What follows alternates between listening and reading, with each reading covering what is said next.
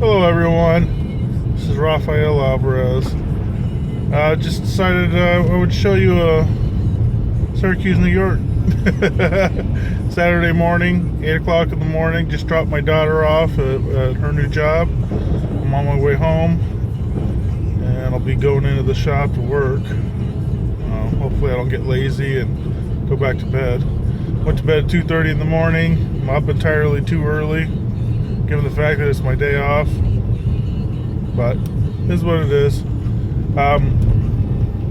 For those of you that are going to be like, oh, it's nice and sunny over here where we live, that's good.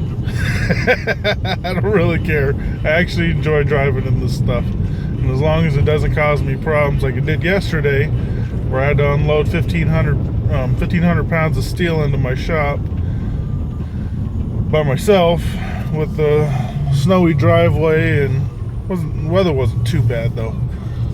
Just had a lot of snow to remove and deal with. As long as I don't have to deal with that, and the stupid drivers out there, I'm good. So anyway, this area right here that we're going through, sorry about the bumpiness,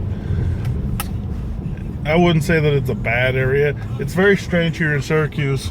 They have neighborhoods on all like the high traffic areas in the city of Syracuse itself tend to be, I don't know, I guess more run down. Where we're dealing with a city that used to be heavily an industrial city and blue-collared, a blue-collared industry, industrial industry, and it's transitioning into white-collared and moving away from that blue-collared industry, so you end out with a lot of poor areas around town. However, there's a lot of really nice stuff like this area we're getting ready to drive into. This is the Westcott area.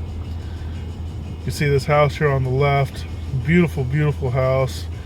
I forget who used to own this, but they sold it. When we moved here, this thing was falling apart, and they just recently restored it and turned it into, I believe there's 4 units inside of that, and very, very nice units. They're trying to sell them as condominiums.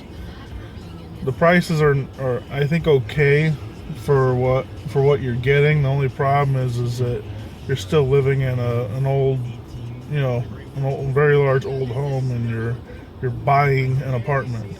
It's not I don't think that's going to sit well with a lot of people, not just out here but in general. So I think they're going to struggle with that. I think it's going to boil down to them turning around and renting those things as long-term leases. It'd be smart if they did long-term leases, and high income renters. So we'll see what happens with that. This area right here is pretty much dominated by college kids in the SU. They go to SU. All these houses here, well, not all of them, but a vast majority of the houses that you're seeing in this on the left and the right, they're owned by a handful of owners, companies, I guess you can say, and they turn around and buy up these houses as soon as they come up for sale, and they redo them and they turn them into college housing. So typically on a normal day, you're going to see a lot of college kids hanging around this area and traveling to and from school and doing whatever they need to do. I'm going to drive down this area. Some really pretty houses in this area. Try not to crash into anybody's cars.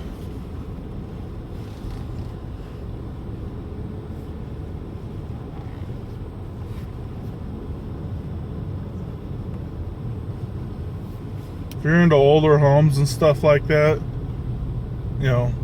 Syracuse has got some really, really amazing old homes. I mean, look at this area's they're all painted up nice, and some of these people actually take really good care of their old homes. Here's a real nice one right here.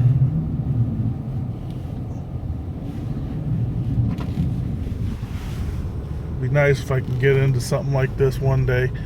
The place I live in looks like crap, but it's got a 1,300 square foot shop, and that's why we live there. Plus, it's in a nice neighborhood, even though we're kind of in a, not kind of, we're in a, our property is actually zoned business, as a business property, but it's grandfathered in as a residence, and I don't have any like neighbors that actually live there. My neighbors are businesses. So I'm in a very unique situation where I am in my house. And as a renter, you know, I really couldn't ask for a better situation for somebody who needs a shop like I have.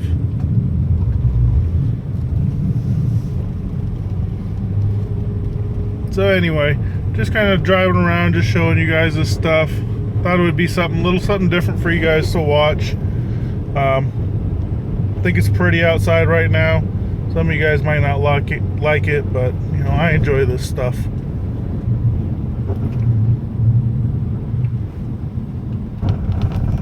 Try not to crash. This is a real steep street, and unfortunately, these people that have lived here, born and raised, don't know how to fucking drive.